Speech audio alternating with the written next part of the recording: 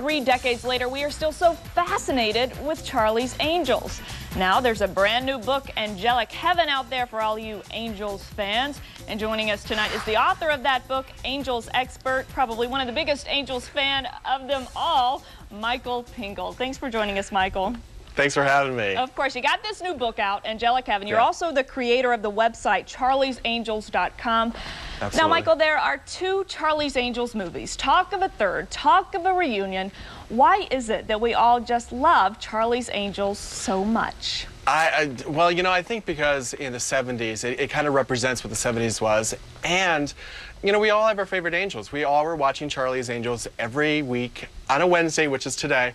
And you know, my favorite was, of course, Cheryl Ladd, which is Chris Monroe, and I'm sure you had your favorite Angel.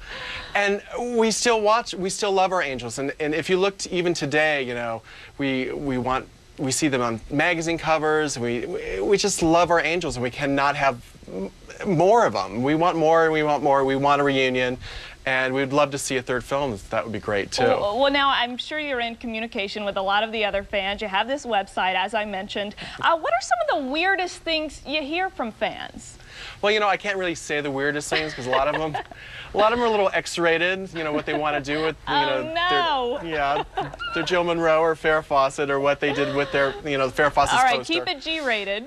Yeah, so, I mean, a lot of the fans just still love them, and they want to meet them and talk to them and get an autograph. So that's a lot of the emails, and, you know, a lot of people say that I'm like the leader of the Angel fans. So they're very, very nice. I mean, they love their Angels, and they're... Hopefully no stalkers out there. Well, no. do you think a show like Charlie's Angels could make it today? Or would it be seen as sexist or not politically correct, do you think? Well, I don't know if the show, in an original way it was done, would be gangbusters on television today. They would probably have to rework it.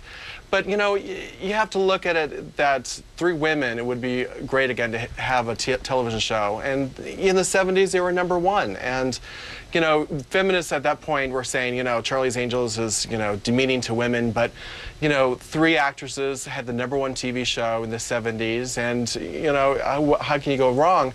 And then they made the movies, which made millions of dollars. And so I think women love the show and love the concept of watching women do great things, such as the Angels being detectives. And the men also love watching the women in bikinis. Of course, you know. Appeals to both, yeah. Appeals to both. And you're pretty close with some of the Angels. In fact, you're Farrah's assistant, right? How did that happen? You went from fan to her assistant, helping her with her everyday tasks?